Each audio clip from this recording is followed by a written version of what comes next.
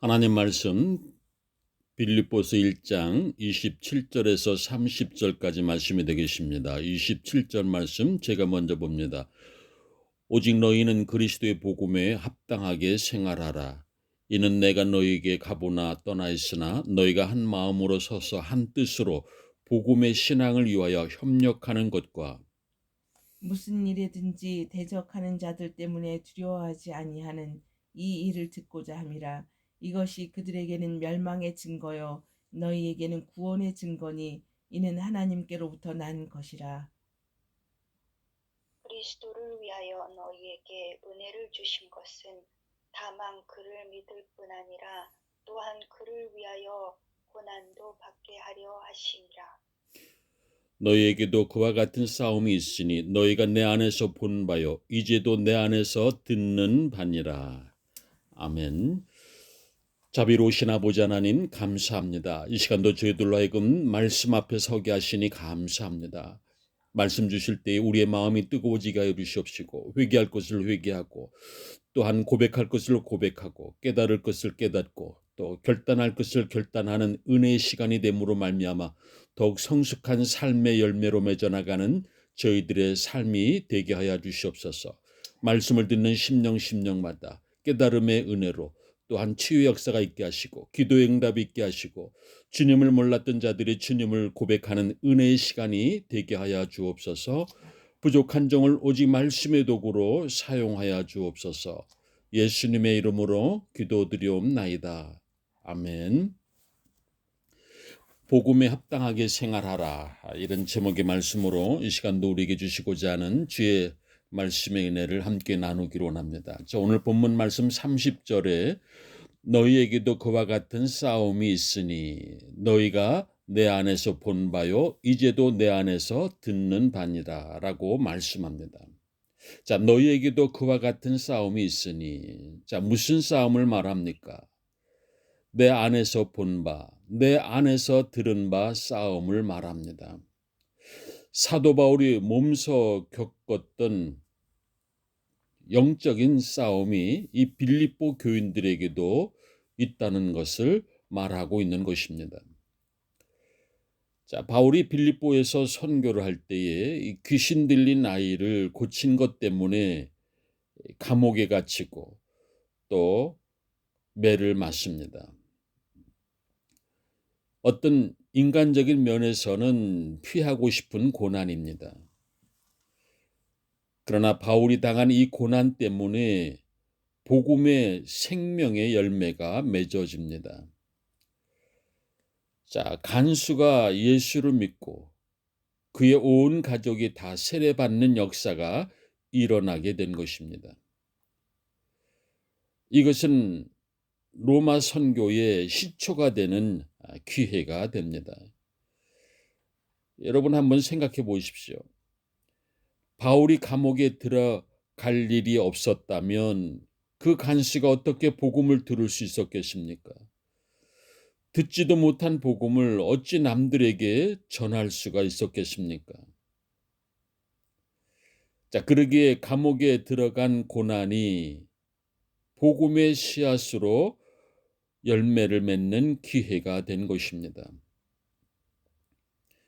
감옥 같은 어둠의 환경에서도 얼마든지 복음에 합당하게 생활하게 되고 그로 인하여 생명의 열매들을 얻게 되는 것입니다. 넬슨 만델라는 남아프리카 공화국의 대통령이 되기 전에 27년이나 감옥살이를 했습니다. 흑인 차별주의를 반대했다는 명목으로 옥에 갇힌 그는 자신을 감옥에 가둔 백인들이 너무나 증오스럽고 또 고통스러워서 하루하루가 견딜 수 없었다고 훗날에 고백을 합니다.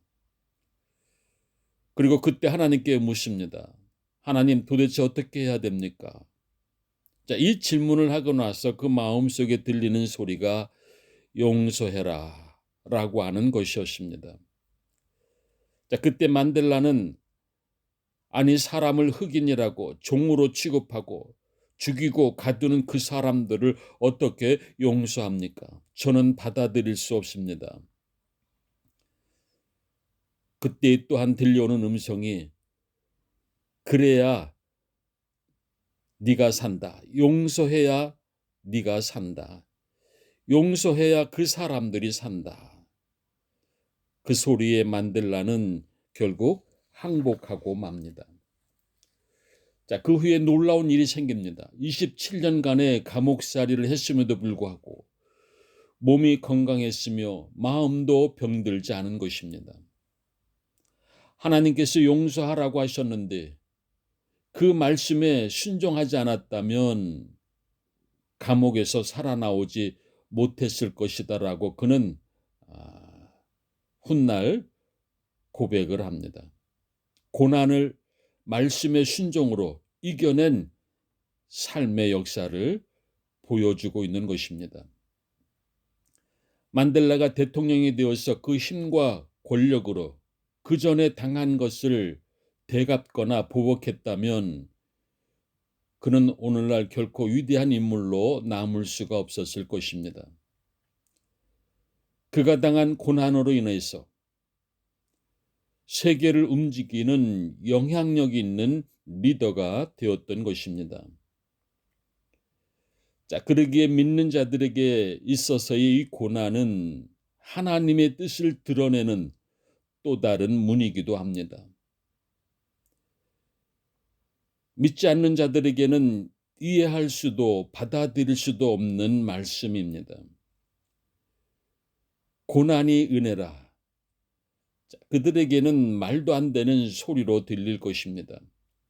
고난은 고난이고 고난은 응징이고 벌이다라고 생각하는 그들에게 당연히 그렇게 생각하게 될 것입니다. 그래서 고난은 당연히 피하는 것이 상식이 아닌가. 저 사람들 예수쟁이라더니 저런 고난을 받는 것 보니 뭔가 예수를 잘못 믿었거나 우리가 모르는 어떤 문제가 있었을 것이다라고 생각하게 될 것입니다. 자, 이렇게 생각하는 것이 당연합니다. 그들이 어찌 하나님의 비밀을 알 수 있었겠습니까? 고난도 은혜임을 고난 가운데 인도하시는 하나님의 섭리와 이 놀라운 신비로운 하나님의 비밀을 어찌 알 수 있었겠습니까?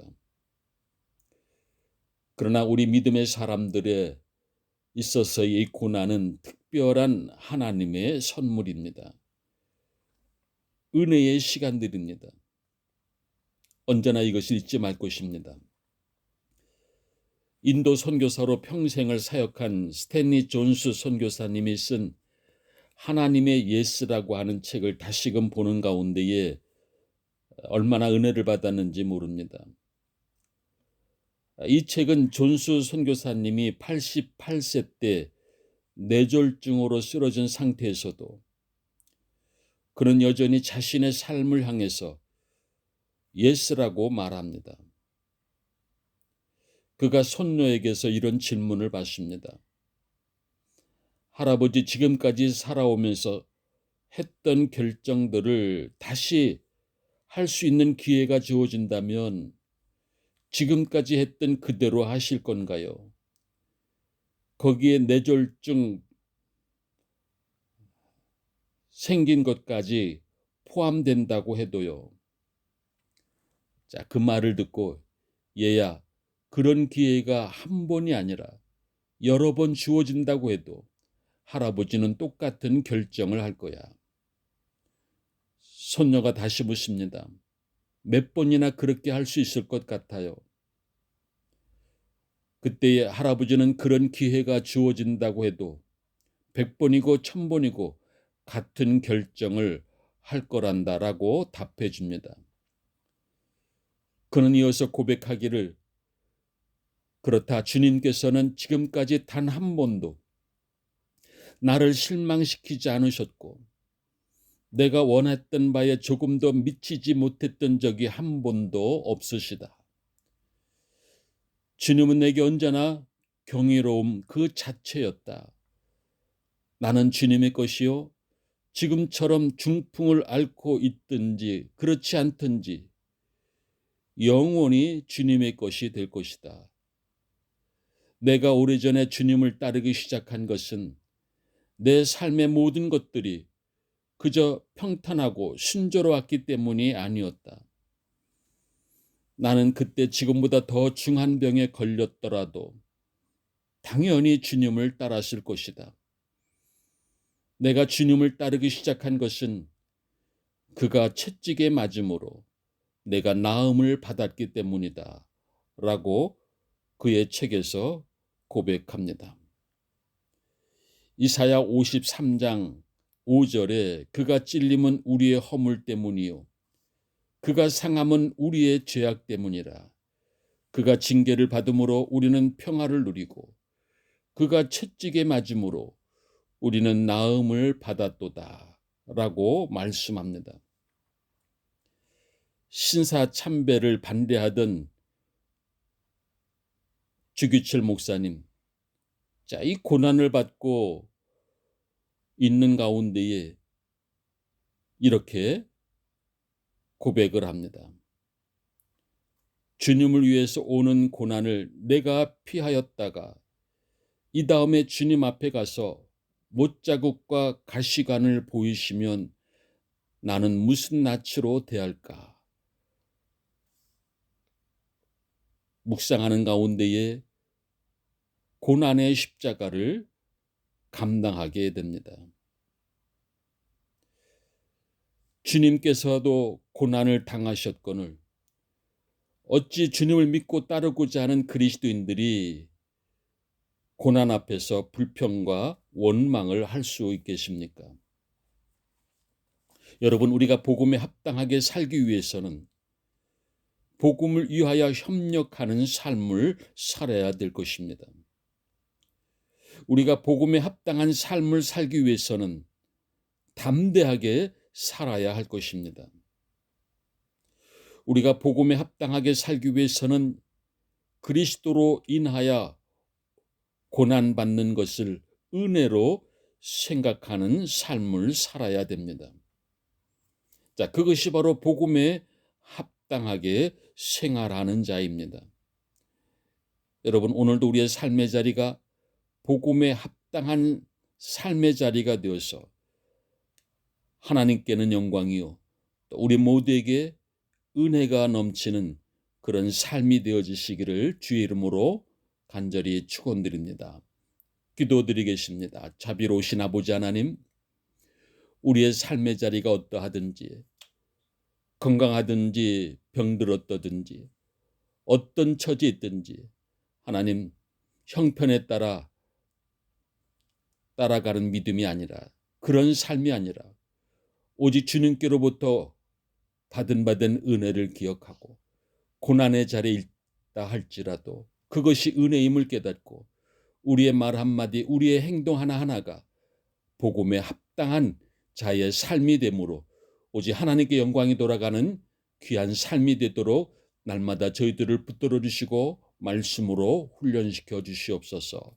예수님의 이름으로 기도드리옵나이다. 아멘. 이제는 우리 주 예수 그리스도의 은혜와 하나님의 무한하신 사랑하심과 성령님의 감화 감동의 역사가 복음에 합당하게 생활하라고 하는 이 말씀을 듣고 깨달은 이 마음과 이 정성과 이 믿음을 가지고 이제 세상을 향해 나가는 하나님의 자녀들 권석들 머리 위에 우리 꼴마 나눔 한인교회 위에 모든 선교지 위에 이제로부터 영원토록 함께 하시기를 간절히 축원하옵나이다. 아멘.